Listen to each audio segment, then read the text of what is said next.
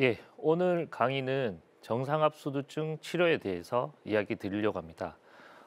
오늘 집중을 해주셔야 되는 이제 제일 중요한 포인트입니다. 왜냐하면 치료가 가능한 치매이기 때문이기 때문에. 저희가 이제 보통 정상압수증을 이제 이야기 드릴 때 치료가 가능한 치매라고 계속 강조를 합니다. 왜냐하면 보통 사람들은 다 치매는 치료가 가능하지 않다라고 생각하고 예방에 대한 이야기만 하는데 저는 오히려 치료가 가능하니까 좀 더 치료에 적극적으로 이제 임하라라고 제가 말씀드리려고 하거든요. 지난 강의 때 질문 받았는 것 중에는 정상압수증을 진단하는 어떤 방법에 대해서 이제 질문을 받았습니다. 그래서 사실 이 정상압수증은 첫 진단을 정상압수증으로 받는다고 생각하시면 안 됩니다. 왜냐하면 우리가 이제 인지 장애라고 했을 때 대부분 고령 환자들의 대상에서 진단을 하게 되는데요. 고령 환자들은 병이 없어도 이제 노화의 과정을 겪게 됩니다. 노화 또한 뇌를 위축을 시키고 어떤 기능을 떨어뜨리기 때문에 사실상 치매가 아니어도 기본적으로 뇌에는 어느 정도의 어떤 변화가 이제 생기게 됩니다. 그래서 저희가 진단으로 이제 이야기하는 파킨슨, 알츠하이머가 아니어도 사실상 그런 어떤 그 요소들이 기저에 깔려 있게 돼 있습니다. 그래서 그런 것들을 조금 더 배제를 하고 이 정상압수증을 진단하지 않으면 실제 정상압수증 치료를 이제 바로 실행했을 때 이제 기대했던 것보다 이제 치료 효과가 이제 떨어지거나 아니면 그에 대한 어떤 이해가 잘 안 되는 경우가 많습니다. 그래서 보통 정상압수증을 이제 진단할 때는 그 알츠하이머 아니면 파킨슨에 대한 어떤 진단도 같이 병행하게 됩니다. 그래서 수증 증상이 이제 계속 반복되는데 인지장애, 보행장애, 요실금과 같은 증상이 있고 그다음에 MRI나 CT를 찍어서 뇌실의 크기가 큰 환자가 이제 있다면 저희가 파킨슨을 배제하기 위해서 도파민, 펫CT, PET-CT를 찍게 되고 또 알츠하이머 치매를 배제하기 위해서 아밀로이드 PET-CT를 찍게 됩니다. 그런 것들이 다 배제가 된 다음에 이 환자는 정상압수두증이라고 이제 진단이 되면 저희가 뇌척수액 배액 검사를 시행하게 되고 20cc나 30cc 정도 배액을 하게 되면 그 전과 그 후에 보행이나 인지 평가를 하게 됩니다. 근데 이 뇌척수액 배액만 가지고도 드라마틱한 증상 호전을 보이게 됩니다. 그래서 실제 환자분들이 뇌척수액 배액만 가지고 증상이 호전이 되어서 퇴원하시기를 원하는 분도 발생합니다. 그리고 이런 뇌척수액 배액 검사는 이제 확진 검사로서 이 환자분들이 증상이 호전이 분명하다. 그러면 신경외과에 의뢰가 되어서 제가 이제 수술로 이제 진행을 하게 되는데 예전에는 정상압수증을 이제 전신 마취 하에 뇌실 복강강 단락술을 시행했었습니다. 이 수술은 조금 이따가 더 이제 자세한 사진을 통해서 보여드릴 텐데 두개골의 구멍을 이제 10원짜리 되는 정도의 구멍을 뚫고 관을 이제 뇌실 물이 있는 공간으로 밀어넣고 그다음에 그 끝 부위를 이제 복막 안으로 연결하는 어떤 수술인데요. 70 이상이 고령 환자가 만약에 뇌 수술을 한다고 하면 모든 환자들이 거부를 합니다. 그래서 사실 제가 이제 이 수술을 시작한 지 거의 10년이 다 돼 가는데 예전에 초창기 때는 거의 10명 중에 7, 8명은 다 거부를 하시고 집으로 가셔요. 그래서 이런 것들을 극복하기 위해서 이제 2020년도부터는 국소마취와 요추 복강강 탈락술로 전환을 이제 하였습니다. 국소마취와 요추 복강강 탈락술은 전신 마취를 하지 않고 국소마취를 통해서 실제 복강을 이제 그 뇌척수액 배액을 할 때처럼 척수에서 이제 바로 복강으로 이렇게 배액을 할 수 있는 수술 방법이고 실제 환자분들은 전신 마취도 하지 않고 두개골에 구멍을 뚫지도 않습니다. 그렇기 때문에 아주 고령 환자에서는 이상적인 수술이고 그 수술을 이제 시행하고는 지금은 10명 중에 10명이 다 이제 수술을 받게 되고 그 영상도 좀 이따 보여드리겠습니다. 하지만 국소마취와 요추 복강 탈락술의 어떤 문제는 퇴행성 척추 질환을 이제 가진 분들은 이게 이제 제한이 되긴 하는데 다행스럽게도 최근에 저는 내시경으로 이런 퇴행성 척추 질환 환자들도 그 척추의 어떤 좁은 길을 좀 넓혀서 이 요추 복강강 탈락술을 시행하는 기술까지 이제 발전시켜서 이제 모든 환자가 이런 요추 복강강 탈락술을 시행받을 수 있는 길이 열렸다고 보시면 됩니다. 뇌실 복강강 탈락술은 지금 영상에서 보시는 것처럼 지금 저희 이제 10원짜리 되는 구멍을 두개골 구멍을 뚫습니다. 그리고 그 실리콘으로 된 관을 넣고 밸브가 있는데요. 그 밸브는 실제 이 압력을 조절할 수 있습니다. 마치 그 수문을 이제 조절을 해서 배액을 많이 시키고 적게 시키고 하는 어떤 일종의 그 댐이라고 보시면 되고, 그리고 배에 어떤 상처를 내서 절개를 하고 그것들을 이제 관을 연결해서 밑으로 넣게 되면 실제 밖에서는 이 관이 보이지 않고 이제 다 가려지게 되는데요. 머리카락도 다 나니까.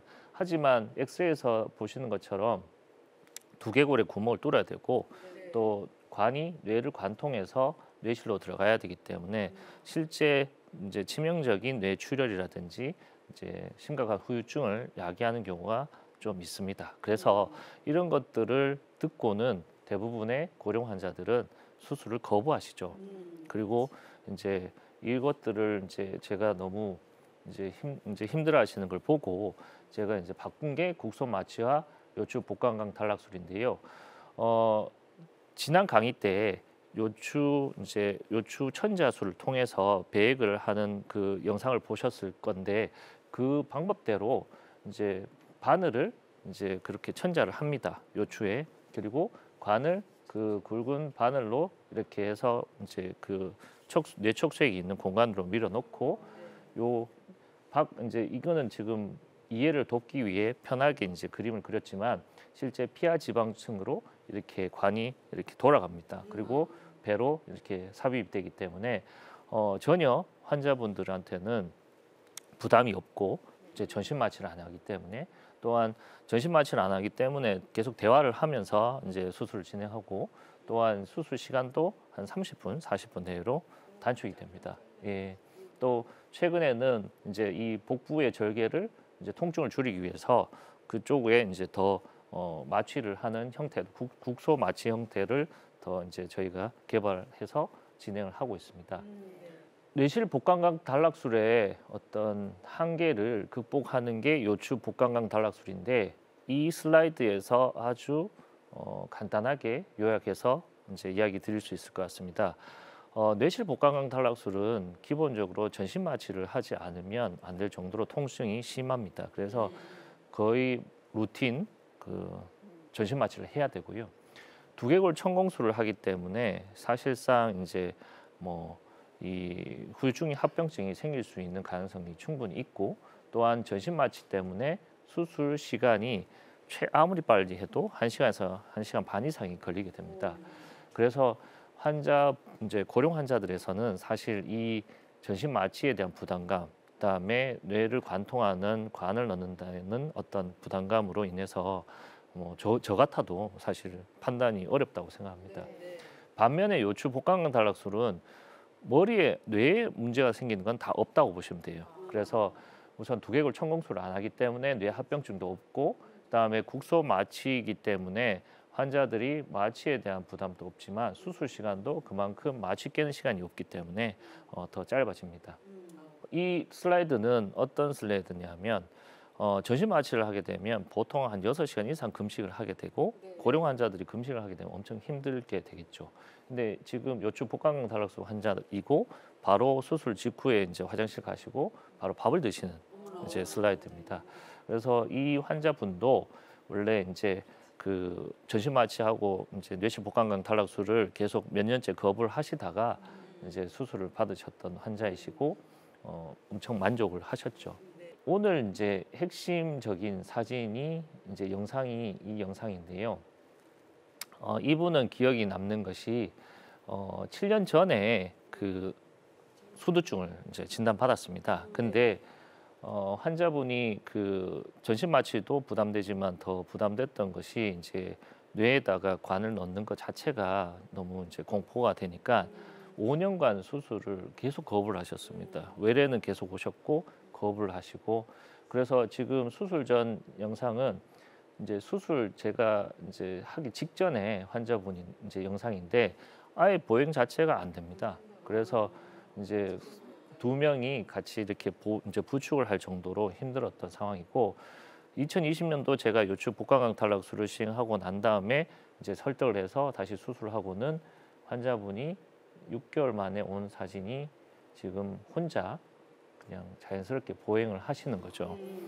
그래서 이 환자는 특히나 저한테 기억이 남는 이유는 따님분이 이제 엄청난 이제 효녀이셨는데 이렇게 좋아하실까에 대한 이제 생각보다는 그 치료가 있다라는 것 자체가 이제 본인한테 뭔가 마음이 계속 이제 생각이 된 거죠. 그래서 아버님을 위해서 최선을 다하고 싶은데 치료가 가능한 치매다라고 하고 치료를 하면 좋아질 것 같긴 한데 그것들을 계속 거부하니까 너무 마음이 아파서 계속 이제 있다가 이 요추 복강경 탈락술을 시행받고 좋아지는 걸 보고는 저를 도와서 더욱 적극적으로 계몽을 해주시고 계시거든요. 그래서 제가 뭐 다른 어떤 인터뷰나 아니면 환자 교육을 위해서 이제 자료를 이제 써도 되냐고 이야기할 때 흔쾌히 이제 쓰게 하시고 실제 환자나 보호자분들이 이제 같이 외래 계속 오실 때마다 조금 더 일찍 수술했다면 그렇다면 환자의 삶의 질이 조금 더 좋아졌지 않을까. 이제 또 특히나 벌써 이제 7년이 되었기 때문에 이미 70대 초반에서 그렇게 안 좋게 삶의 질이 안 좋게 이루어졌다가 조금 나아졌는데 또 80이 넘어가니까 노화로 인해서 또 이제 기능이 떨어지는 걸 보고 너무 가슴 아파하셨죠. 그래서 저는 이 영상을 보면서 항상 느끼는 것이 저의 어떤 사명감 같은 것들이 이제 생기게 되는 거죠. 정상압수증이 비록 이해가 어렵고 이제 용어도 어렵고 그다음에 치매라고 아직 인지도 제대로 이제 인정을 받고 있지 못하고 있지만 분명 치매 환자 중에 10명 중에 1명은 이제 이런 정상압수증이고 치료가 가능하다면 그 1명을 원래대로 돌리기 위해서 제가 할 수 있는 모든 걸 다 할 생각이라서 이렇게 이제 강의를 하고 이야기를 드리려고 합니다. 또 제가 이제 정상압수증을 치료하면서 느끼는 가장 큰 고민과 고뇌는 환자들은 분명히 좋아집니다. 이제 보행도 좋아지고 인지도 좀 좋아집니다. 하지만 지난 강의 때 이야기 드린 것처럼 이 정상압수증 또한 이제 전뇌 기능이 기본적으로 떨어지게 됩니다.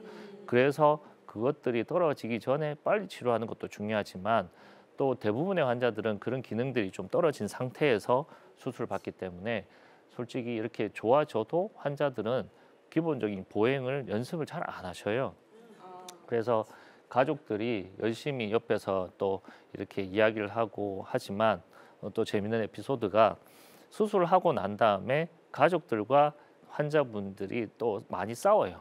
그 이유가 우선 수술을 했으면 좋아졌는 게 보여지는데 집에 가면 계속 잔소리를 하는 거죠. 왜 걷지 않냐? 왜 운동을 안 하냐? 근데 이제 환자분들은 이제 그 전두엽 기능이 떨어지기 때문에 아무 어떤 정동이 없습니다. 그러니까 해야 될 의욕이나 이제 생각 자체를 못 하는 거죠. 그래서 마치 애하고 똑같다고 보시면 돼요. 그래서 애를 뭔가 이렇게 다그치고 뭔가 이야기를 하고 하면 애들은 반항심이 생기는 것처럼 어르신도 실제 노화가 있고 이렇게 치매로 진행되면 또 다른 이제 애가 되는 상태입니다. 그래서 환자 보호자들한테는 제가 이렇게 이야기 드리죠. 이 수술은 치료의 시작이고 치료의 어떤 효과는 분명히 있는데 이 환자분들이 더욱 더 치료 효과를 내기 위해서는 가족들이 같이 했으면 좋겠다. 그래서 뭔가를 하라 또는 보행을 하라, 재활을 하라라고 시키지 말고 같이 걷고 같이 이야기하고 또 이제 환자분들이 주로 기분이 좋을 때 이런 퍼포먼스들이 더 좋아집니다. 인지나 보행도. 그래서 병원에 올 때 더 보행이 좋아지게 되거든요. 그래서 가족들이 같이 노력을 해야지만 기본적으로 환자들이 훨씬 더 좋아진다고 말씀을 드리고 재활도 반드시 중요하다. 저는 이 정상압수증을 이제 시작하고 난 다음에 효과에 대해서 이제 많은 고민을 해봅니다. 이 100세 인생을 이제 시청하는 시청자분들은 제가 볼 때는 대부분 효자일 거라고 생각됩니다. 지난 강의 때도 제가 말씀드리고자 했던 강조하는 부분은 좀 더 많은 관심, 어떤 그 부모님에 대한 사랑에 대한 부분을 이야기 드렸는데 치매는 어쩔 수가 없습니다. 이게 뭔가 예방을 한다고 해서도 치매가 올 수 있는 사람은 올 거고 그다음에 인지장애는 여러 가지 이유에 의해서 발생할 수밖에 없습니다.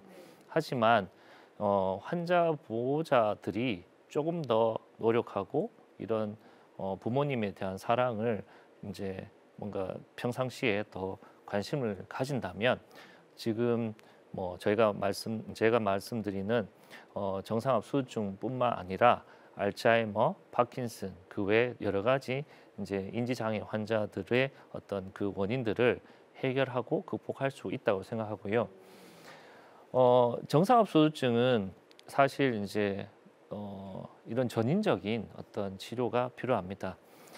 진단은 사실 이제 그 가족들이 하기 어렵기 때문에 먼저 이제 이런 기본적인 어떤 시그널이 왔을 때 위험 어떤 그런 이제 신호가 왔을 때 그냥 괜찮겠지 나이 때문이지 뭐 이런 어떤 그 무관심으로 이제 그 넘겨버리지 마시고 이제 가까운 치매 안심센터가 있고 주민센터 안에 다 이제 치매 검사를 선별 검사를 합니다. 거기까지만이라도 조금 이제 모시고 가셔서 검사를 해보시고 아니면 이제 신경과나 아니면 신경외과 또는 이런 인지장애를 많이 다루는 병원으로 이제 안내를 해주신다면 이제 보다 전문적인 치료가 이제 진단이 가능할 거고요.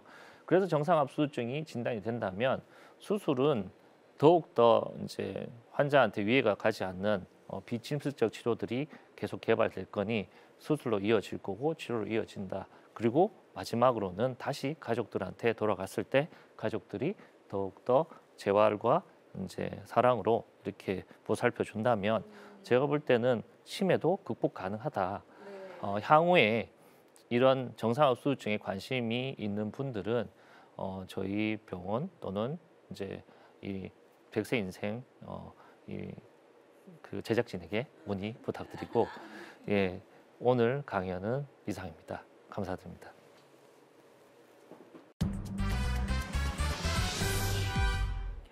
교수님, 오늘 강연 정말 잘 들었습니다.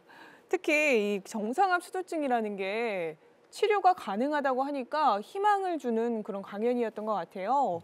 또 아까 보셨다시피 수술 전후 영상이 저 되게 감명을 받았거든요.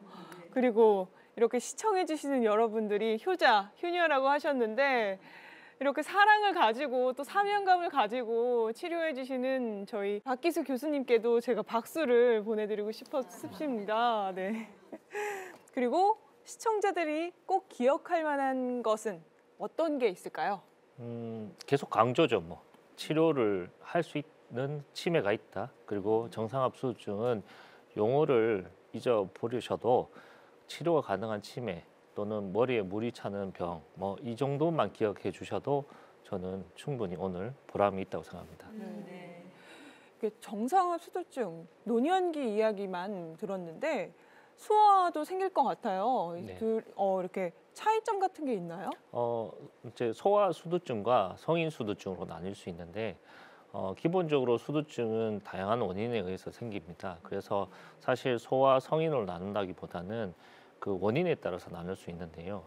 소아는 기본적으로는 출혈이나 뭐 미숙아들의 이제 뇌출혈 또는 이제 뇌종양 아니면 뇌수막염 같은 것들로 생기는 급성 수두증이 좀 많고요. 저희가 보통 이야기하는 정상압수두증은 만성 수두증이고 천천히 진행되는 퇴행성 질환에 의한 수두증은 사실 이제 좀 천천히 진행되기 때문에 압력 자체가 좀 낮죠. 근데 급성수두증은 압력이 갑자기 높아지니까 이제 의식을 잃거나 막 토하거나 머리가 아픈 반면에 정상압수두증은 이제 천천히 이제 진행되는 만성수두증이다 보니 그런 두통이나 뭐 이런 뭐 다른 뇌압 상승 소견보다는 아까 이제 이야기 드렸던 보행이나 인지장애가 나타나는 경우가 많고요. 그 사이에 이제 보통 성인 수두증 중에는 뭐 뇌출혈 또는 종양도 있는데 뭐 그런 것들도 대부분 급성수두증이라서 확실한 이제 차이가 있습니다. 정상압수두증과 다른 수두증은. 네, 이렇게 차이점에 대해서 잘 들어봤는데요. 사실 이 수술이라는 게 어떻게 보면 경제적인 비용도 발생하잖아요. 이렇게 비용은 어떻게 되나요? 그 질문을 제일 많이 받습니다. 왜냐하면 이제 이런 밸브가 들어가고 기구가 들어가면 뭐 비용이 비쌀 거라고 생각하시는데 대부분 급여가 되고요. 그다음에 실제 본인이 내는 돈은 다양한데 제가 알기로는 100만 원에서 200만 원 사이 정도라고 이제 이야기를 하는데 요즘 뭐 이제 보험이 워낙 이제 실손보험이나 아니면 또 제가 계속 강조하는데 병원에 모시고 올 정도의 어떤 사람들이라면 자녀분들이 다 해결해 줍니다. 그래서 어머니들, 이제 아버님들이 걱정하실 필요는 없습니다. 그래서 그런 경제적인 거 뭐 이런 거보다는 어떻게든 증상을 호전시킬 수 있으니 꼭 병원으로 방문하셨으면 좋겠습니다. 또한 이 정상압수두증의 재활에 운동이 있다고 하셨는데 그 이외에도 또 다른 것도 있나요? 결국에는 이제 기분을 좋게 만드는 이제 모든 환경이 제일 중요하겠죠. 사실 운동이라는 것도 누군가가 같이 이렇게 하자고 하지 않으면 본인이 이제 능동적으로는 잘 하지 않습니다. 이게 이제 정상압수두증의 문제만은 아니고 이제 고령 환자들이 대부분의 문제죠. 그래서 최근에는 주간보험센터나 다양한 프로그램들이 많이 발전하고 있지만 그래도 아직 우리나라에는 고령의 어떤 인구들을 대상으로 하는 즐겁고 재미있는 프로그램이 없습니다. 그래서 저는 이제 외래에서 항상 어머니나 아버님이 즐거울 때가 언제인지를 좀 확인해보고 제일 좋아하는 건 결국에는 아들 또는 딸이 와서 또는 손자, 손녀가 와서 즐겁고 재밌게 이야기를 해주는 그것만 보는 것도 즐거워하시는 것 같아서 제 가족들이 많이 이제 할 수 있는 어떤 일을 많이 만들어라라고 저는 이야기 드립니다. 네. 교수님의 사랑이 넘치는 이런 답변이었습니다. 저희 다음 주 강연 궁금해지는데요. 다음 강연은 어떤 주제인가요? 100세 인생에 맞춰서 또 이제 고령 환자들이 이제 다양한 CT나 MRI를 찍게 되면 이제 진단되는 뇌하수체 선종이라는 양성 혹에 대해서 이야기 드리려고 합니다. 다음 강연 정말 기대가 됩니다. 네.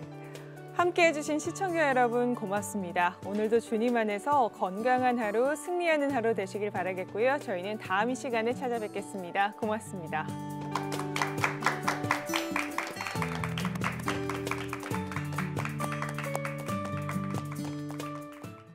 이 프로그램은 여러분의 미디어 선교 후원으로 제작되었습니다. 선교는 사명, 후원은 동역. 당신도 복음을 전할 수 있습니다. 선교 후원 02-6333-1003번